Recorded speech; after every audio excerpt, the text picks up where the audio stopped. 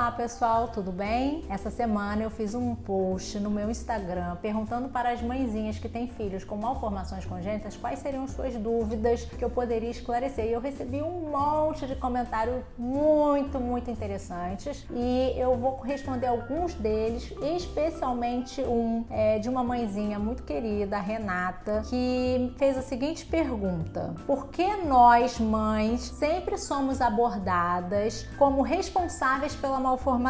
Meu bebê tem fenda e a abordagem médica sempre começa por nossos hábitos. Eu respondi para ela que, na verdade, quando a gente está numa consulta com uma criança com uma malformação, a gente tende a fazer uma investigação de possíveis fatores de risco que possam ter levado ao aparecimento daquela malformação. Por exemplo, o uso de bebida alcoólica, tabagismo, algumas medicações específicas, no caso das fissuras, alguns anticonvulsivantes, algumas medicações que são relacionadas, implicadas no aparecimento das fissuras, né? Alguma infecção no período gestacional, alguma coisa que pode ter acontecido durante a gestação que possa ter comprometido aquele bebê. Isso não significa que nós estamos procurando uma causa e uma culpa na mãe. Não é isso, não é esse o objetivo. O objetivo é de rastreio de fatores de risco. Eu expliquei isso para ela e aí logo em sequência ela fala também sobre o desafio que é enfrentar pessoas estranhas que nos abordam para opinar, nem sempre de maneira gentil, às vezes de maneira gentil, porém sem conhecimento algum, com algumas afirmações médicas categóricas. Eu não sei lidar muito bem com isso ainda. Isso é muito frequente. Você tá lá com o seu bebezinho, ele nasceu com uma malformação, com algum probleminha, ele é diferente em algum aspecto, seja no lábio, na fissura, na orelha, na mão, alguma coisa. E aí começam aqueles olhares curiosos das pessoas em volta, querendo saber o que é aquilo, por que você tá com o bebê daquele jeito, ou o que você fez. Aí essas pessoas sim tentam implicar uma culpa na mãe. Muito comum, por exemplo, na fissura, porque dormiu com uma chave no bolso, coisas de crendices populares.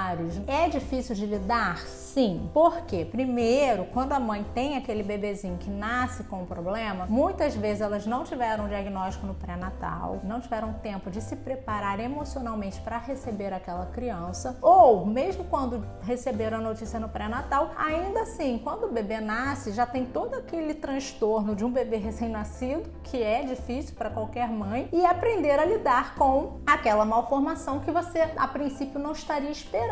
E aí vem esses comentários. Você já está fragilizada, emocionalmente abalada, você está com a sua autoestima, né, materna diminuída, porque você tem que lidar com um bebê que está com um probleminha. E aí os comentários, eles acabam sendo recebidos de uma forma um pouco mais como até uma certa agressividade das pessoas, né, e tal. A maioria das pessoas, quando pergunta sobre o que é isso, o que aconteceu, por que ele é assim, a maioria das vezes é curiosidade. Muito poucas vezes é maldade mesmo, da pessoa ser má mesmo. E normalmente quando tem algum tipo de maldade é por ignorância. E o que eu oriento para as minhas mãezinhas, né, as mães dos meus pacientinhos? Seu filho é uma criança normal, um desenvolvimento normal, que nasceu apenas com um probleminha pontual que vai ser corrigido com uma cirurgia. E aí eu falo justamente isso, vocês têm que aprender a se fortalecer para que as informações de fora não reverberem para dentro de vocês, elas venham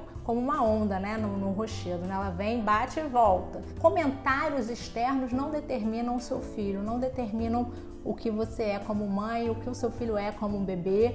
E é isso daí, você não pode levar em consideração. Ah, mas é minha mãe que falou, a minha sogra que falou. Pessoas importantes, próximas, né, que fazem alguns comentários muitas vezes inapropriados. Despreparo, é total questão de despreparo da pessoa. Às vezes a avó também fica frustrada, a avó também fica decepcionada porque tem aquele ideal do neto perfeito e aí vem com um probleminha e aí ela acha que não tem mais o neto perfeito, idealizado, quando na verdade depois da cirurgia, quando tudo se corrige, as coisas todas voltam ao normal. Então o que eu oriento? Trate sempre seu filho com muito amor, esquece os comentários externos, faz uma blindagem para esses comentários externos. Se possível, faça um acompanhamento psicológico, uma psicóloga, para poder te ajudar a se fortalecer em relação à sua maternidade, em relação ao cuidado com seu filho e a essa blindagem desses comentários, né, muitas vezes inadequados.